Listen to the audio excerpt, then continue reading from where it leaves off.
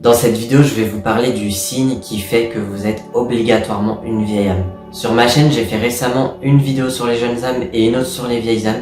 Si vous les avez pas encore vues, je vous conseille d'aller les voir pour que vous compreniez mieux le sujet d'aujourd'hui. Alors, qu'est-ce qui fait que vous êtes obligatoirement une vieille âme? Bonjour à tous, moi c'est Maxence. Je suis l'auteur des livres Mourir, Renaître et Se Retrouver. Donc vous retrouverez le tome 1 sur Amazon et sur Bookellis. Alors dans ma vidéo sur les vieilles âmes, et sur les jeunes âmes d'ailleurs aussi, je vous ai dit que c'est pas parce que vous correspondez à un ou deux critères que ça y est, vous êtes forcément une jeune âme ou une vieille âme. Non, c'est un ensemble de critères. Mais il y en a un qui fait que vous êtes obligatoirement une vieille âme. Alors, qu'est-ce que c'est? Est-ce que c'est le fait de croire en la réincarnation, en l'entre-deux-vie, etc., tous ces sujets-là? Alors pour moi, oui, ça peut. Parce que pour moi, c'est impossible qu'une vieille âme ne croit pas en tout ça. Elle y croit au moins un minimum, et voire même, je dirais que la plupart des vieilles âmes s'y intéressent tellement que elles lisent des livres sur le sujet, se renseignent, voire elles veulent faire un travail sur elles en retrouvant leur vie antérieure. Ça, en général, voilà, chez les vieilles âmes, ça va beaucoup plus loin, parce que les jeunes âmes qui se rapprochent du statut de vieille âme, pour moi, elles peuvent commencer à s'intéresser à tout ça. Enfin, à y croire surtout. Pas forcément à s'y intéresser, mais à y croire. Il y a déjà un début, quoi, que ça leur parle. Qu'on peut parler de ça avec elles sans qu'elles disent « Ah bah non, moi de toute façon, je crois pas à tout ça, et c'est pas vrai, il y a pas de preuve, donc ça existe pas. » Alors non, ce n'est pas ça dont je vais vous parler. Ce que je vais vous parler, c'est du fameux éveil spirituel. Alors je vais être transparent avec vous, moi-même, je n'ai pas fait d'éveil spirituel. Alors qu'est-ce que c'est que l'éveil spirituel? Moi-même, j'en ai pas fait, mais je vais revenir sur ce sujet après. Donc je vais pouvoir vous dire un petit peu ce que je sais, ce que j'ai pu voir. J'avais regardé des vidéos à une époque sur des gens qui avaient fait leur éveil spirituel. Donc je vais vous dire un petit peu ce dont je me rappelle. Moi je vois ça comme le passage du statut de jeune âme à vieille âme. C'est comme, ça me fait penser à la bar mitzvah dans la religion juive, où à 13 ans, t'es considéré comme adulte, c'est le passage à l'âge adulte dans la religion. Là en gros c'est comme si c'était ça. Ça me fait penser à ça en tout cas. Donc en fait, on va dire dans la première partie de votre vie, avant de faire cet éveil spirituel, vous correspondez plutôt au statut de jeune âme. Vous êtes plus quelqu'un d'extraverti, plus à vouloir sortir, vous aimez moins être seul, tout ce qui est la réincarnation, la vie après la mort, etc. Vous y croyez pas forcément.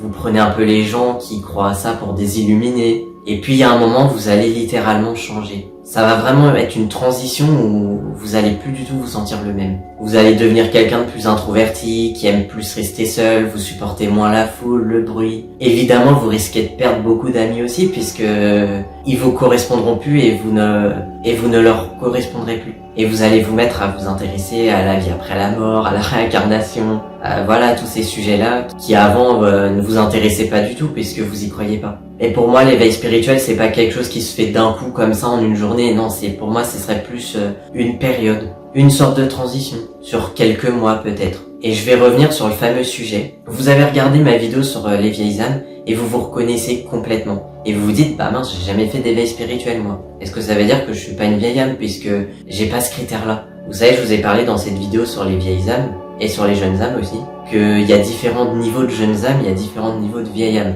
Je schématisais ça sous forme de système scolaire, donc je disais que les jeunes âmes c'était de la maternelle au CM2 et les vieilles âmes du collège, de la 6e à la terminale. Ceux qui ont fait leur éveil spirituel dans cette vie, on pourrait considérer que vous êtes une vieille âme.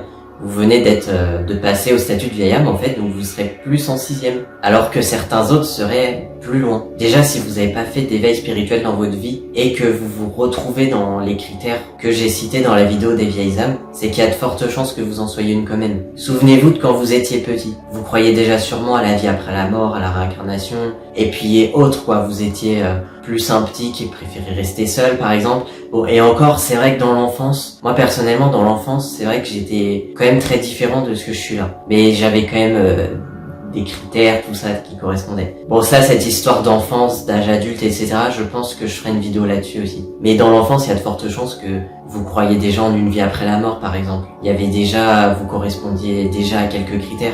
Tout simplement, c'est que vous avez fait votre réveil spirituel dans une vie antérieure. Est-ce que c'était 10 vies en arrière ou dans la dernière vie? Peu importe quoi, mais vous avez forcément fait votre éveil spirituel dans une vie antérieure. Et moi, dans mon cas, c'est vrai que dans ma vie actuelle, je n'ai pas fait d'éveil spirituel. Et pourtant, dès que j'étais petit, je m'intéressais déjà à tous les sujets que peuvent s'intéresser une vieille âme. J'avais pas encore le mot réincarnation dessus parce que dans ma famille, on parlait pas de ça. Mais dès que j'en ai entendu parler, mais ça m'a fait tilt direct dans ma tête. J'avais 11 ans. Si vous avez lu mon histoire là, vous le savez. Mais sinon, oui, à 5 ans, 6 ans, j'étais déjà en train de me faire des hypothèses sur la vie après la mort. Oh, j'étais quand même un enfant qui jouait tout ça, qui avait quand même une vie normale d'enfant, mais c'est vrai que j'avais des moments de réflexion comme ça où je me posais des questions que un enfant de cet âge ne se poserait pas, puisque d'ailleurs même des fois des adultes de 60 ans ne se sont jamais posés de leur vie non plus. Donc je vous invite à vous souvenir de vous quand vous étiez enfant. Et déjà pour moi, si vous regardez cette vidéo, si vous êtes même abonné à ma chaîne, c'est que pour moi il y a de fortes chances que vous soyez une vieille âme ou une jeune âme qui va bientôt faire son éveil spirituel. Et encore une fois, je le répète, être une jeune âme, être une vieille âme,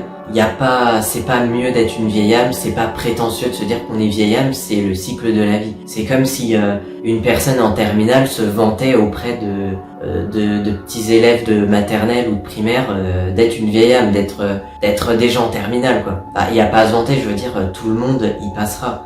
Il faut juste profiter de chaque période de sa vie d'évolution. Et je vais vous confier quelque chose. Moi-même, pendant plusieurs années, je rêvais qu'une chose, c'était d'être une jeune âme. J'avais pas encore les mots jeune âme, vieille âme dessus, mais c'est juste que, en tant que vieille âme, vu qu'on est vraiment très peu nombreux sur Terre, je me sentais complètement décalage avec les autres et j'avais l'impression d'être quelqu'un de raté, quoi, tout simplement. De pas être normal. Pour vous dire, c'est aller très loin. Si vous avez lu mon histoire, vous comprendrez. Donc vraiment, profitez de chaque instant de votre vie et de votre évolution d'âme, parce que chaque moment est unique, chaque moment a ses avantages et ses inconvénients. Et profitez même à fond de votre vie actuelle, même si vous avez plusieurs vies, parce que chaque vie, chaque expérience est unique. Voilà, c'est la fin de cette vidéo, j'espère qu'elle vous aura plu. N'hésitez pas à me donner votre avis dans les commentaires. Et puis je vous invite aussi à vous abonner à la chaîne, parce qu'il y a plein de vidéos qui vont arriver. Et puis d'ici là, prenez bien soin de vous, et à bientôt dans la prochaine vidéo.